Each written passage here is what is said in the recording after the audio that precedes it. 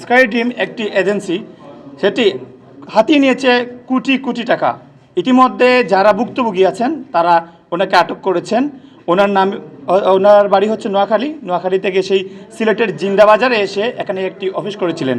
3 জন সহকর্মী ছিলেন, গড়ে তুলেছেন একটি অফিস, এবং সেখানে সেই অফিস দেখিয়ে তারা বিশ্বের বিভিন্ন উন্নত দেশে পাঠাবেন। উন্নত দেশে যাওয়ার সেই স্বপ্নের হয়তো অনেকেই বিভোর হয়ে টাকা দিয়েছেন, কারি টাকা দিয়েছেন। তিনি নিজ মুখে স্বীকার করেছেন তিনি কোটি কোটি টাকা ইতিমধ্যে ওনাদের যে ফান্ডটি রয়েছে, ওনাদের যে সংস্থাটি রয়েছে তার মাধ্যমে কিন্তু নিয়েছেন। সেই স্বপ্নে বিভোর লোকদের টকিয়ে এবার অফিস রয়েছে তালাবদ্ধ। ওনাকে হয়তো কোনো একটাভাবে এখানে যারা ভুক্তভোগী রয়েছেন তারা ধরেছেন। শেষ পর্যন্ত ওনার সাথে যে 2 সহকর্মী ছিলেন ওনারা কিন্তু আর সাথে নাই, এবং ওনাকে চেনেন না, বা ওনার সেই বিপদে আজ তারা পাশে নেই। ওনার ভাইয়ের সাথে কথা বলা হয়েছিল, আমরা একটু জানবো ওনার কাছ থেকে। আপনার বাড়ি কোথায়? নোয়াখালী এসে সিলেটে এরকম একটি প্রতারণার পাত কেমনে ফাঁদলেন? আমরা মূলত ব্যবসার উদ্দেশ্যে আসা এখানে। কিসের ব্যবসা? এজেন্সি ব্যবসা। আপনারা কতজন লোক পাঠিয়েছেন? আমরা গত 2024 এবং 25-এ কোনো লোক পাঠাতে পারিনি, 23-এর লাস্টে কিছু লোক পাঠিয়েছিলাম।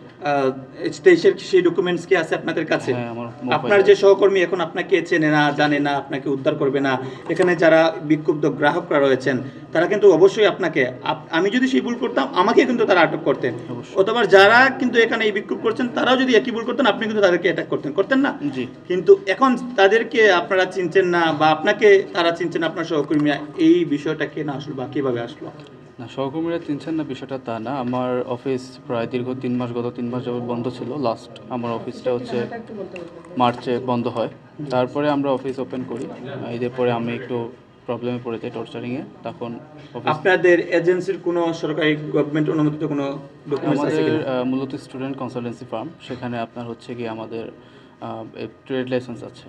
শুধু ট্রেড লাইসেন্স আছে, আর কিছু নাই? না।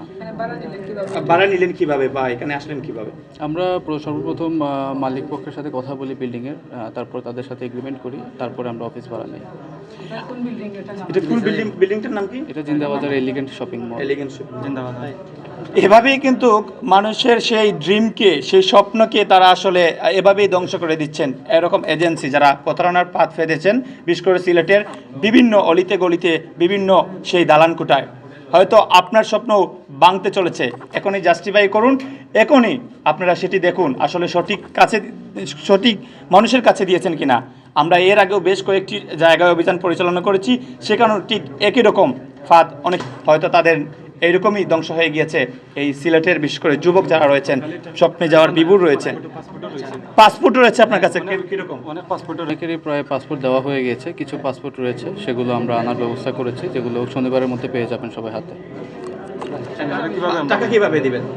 আমরা মূলত সমস্যায় পড়ে যাওয়ার কারণে যখন আমরা কাজগুলোকে নিয়ে সাকসেস হতে পারি না, কারণ ইউরোপের কাজগুলো তো নট শিওর হয় না, তারপরে আমরা সমস্যায় পড়ে গিয়েছিলাম। কারণ যেহেতু কোনো ভিসা হয়নি, বিপুল পরিমাণে ফাইল ছিল আমাদের, আমরা ওইভাবে আগিয়েছিলাম, কিন্তু দিন শেষে ভিসা হয়নি, ভিসা করতে আমরা ব্যর্থ ছিলাম। তারপরে আমরা যখন সমস্যায় পড়ে যাই সেভাবে আর কি আমাদের টাকাগুলো খরচ। 24 এবং 25 সালে কিন্তু কোনো ভিসা দেননি, তাহলে আপনি এতদিন কেন ওনাদেরকে নিয়ে আশা দিয়ে রাখছেন বা ঘুরাচ্ছেন? আমি আশা দিয়েছি বলতে, যাদের সবার সাথে আমার এগ্রিমেন্ট ছিল যে নির্দিষ্ট টাইম ওভার হয়ে গেলে, সার্বিয়ার ক্ষেত্রে 4 মাস ছিল, তাদেরকে আমরা টাকা পয়সা ফেরত দিব, কিন্তু আমি ফেরত দিতে অপারগ ছিলাম। এটা সত্যি কথা। আমার কাস্টমার এবং ক্লায়েন্ট যারা আছেন তারা দীর্ঘদিন ম্যানেজিং কমিটি অফিস বলতে পারছে, তারা লগে আপনারা যোগাযোগ। আচ্ছা, যেহেতু আপনি এখানে দায়িত্বে আছেন প্রধান, এখন আপনি কি করবেন? ওনাদের টাকাটা কিভাবে দিবেন? আমি সিলেটে এসেছিলাম এই মূলত যে ব্যবসা কন্টিনিউ করে যেভাবে হোক আমরা কিছু বিজনেস করে মানুষের টাকা পয়সা রিটার্ন তো করতে হবে। কিছু বিজনেস করে কেন? ওনাদের টাকা আপনি কোথায় নিয়ে গিয়েছেন? আমরা যখন টাকাগুলো কোথাও কাজের জন্য দেওয়া হয়, আসলে এই কাজগুলো ভায়া করতে হয়, হ্যান্ড টু হ্যান্ড ভ্যারি হয়। আপনি যে টাকাগুলো নিয়েছেন সবগুলো তো দিয়ে দেন নাই?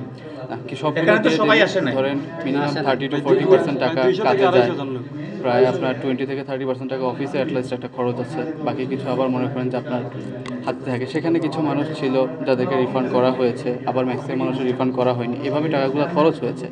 এখন আমরা টাকাগুলো দিতে হলে আমাদের অন প্রসেসিং কিছু ফাইল আছে, যেভাবে হোক আমরা কন্টিনিউ করে মানুষকে দেওয়ার চেষ্টায় এসেছিলাম। কিন্তু মার্কেট ম্যানেজিং বোর্ডে আমাদেরকে বলেছেন যে ওনারা অফিস করে দিতে কতজন পারবেন। লোক আছে আপনার এখনো অ্যাপ্রক্সিমেটলি আমাদের 100+ লোকজন কাস্টমার আছেন ভুক্তভোগী। এখানে তো 100 কেউ আসে নাই, আপনি যারা আছেন তাদেরকে উপস্থিত টাইমে কি সমাধান দেবেন বলেন? তাদের সমাধান ছিল আর কি, বিশ্বাসযোগ্য একটা সমাধান তাদেরকে দিই। একটা মানুষ যদি আমার কাছ থেকে টাকা পায়, তাকে যদি একটা অ্যামাউন্ট আমি দিতে পারি, সে অ্যাটলিস্ট বিশ্বাস করতে তার দিবে। আপনি এখন অথবা আমি অফিস এখন করি। একটা অফার যদি রাখি আপনার কাছে যে ওনাদের যারা আছেন সবাইকে সমাধান করে দেন, সম্ভব? না, এটা এই মুহূর্তে আসলে আমার পক্ষে এখন কেন সম্ভব না। নয়? কারণ সবার সমাধান একটাই, সেটা হচ্ছে সবার টাকাটা দিতে হবে। তাও তো অবশ্যই।